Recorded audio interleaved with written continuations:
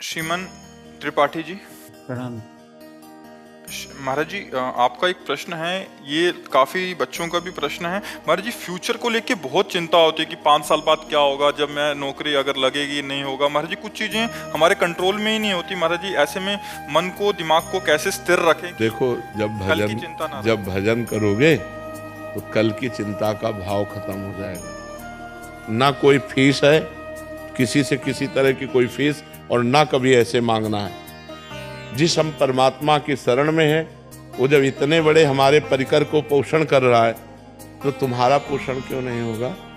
तुम कल के लिए चिंतित क्यों हो? क्योंकि तुम्हें परमात्मा का आश्रय नहीं स्वीकृत है, तुमने भगवान को अपना मालिक नहीं माना।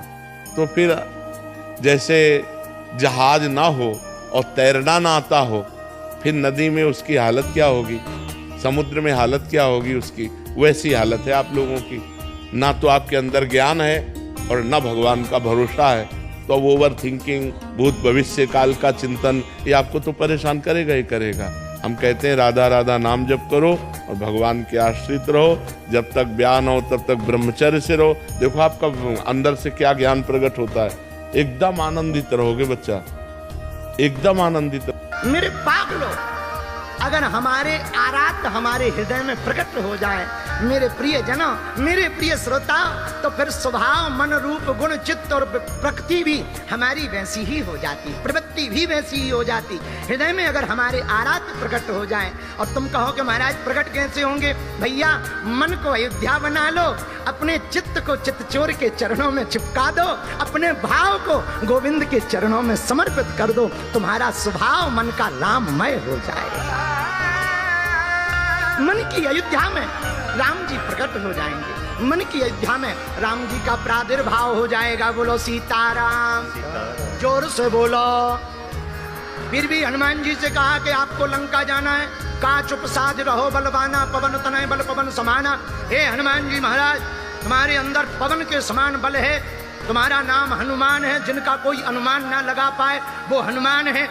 तूफानों से जो कश्तियों से टकराए उसे तूफान कहते हैं, तूफानों से जो टकराए उसे इंसान कहते हैं, इंसानों से जो टकराए उसे शैतान कहते हैं, पर शैतानों को जो मार गिराए उसे ही तो हनुमान कहते हैं। अरे तुम्हारे अंदर तो अतुलनीय बल है, जाओ जाओ जाओ, लंका जाओ। हनुमान जी बोले हमारा नहीं है, किसका? आपकी माता को एक तराजू के पलड़े पे रखा जाए और आपकी सास को एक तराजू के पलड़े पर रखा जाए। तराजू के एक पलड़े पर आपकी जन्म देने वाली माँ को और दूसरे पलड़े पर सास को रखा जाए, तो स्त्रियां जवाब देंगी, बताओ किसका पलड़ा भारी होगा? सास का पलड़ा भारी होगा कि माँ का? जोर से। मैया क्या बोलती तू, किसका पलड़ा भारी है? किसका? दोनों का बराबर होना चाहिए, मतलब तुम्हारे हिसाब से चलेगा सब, है ना?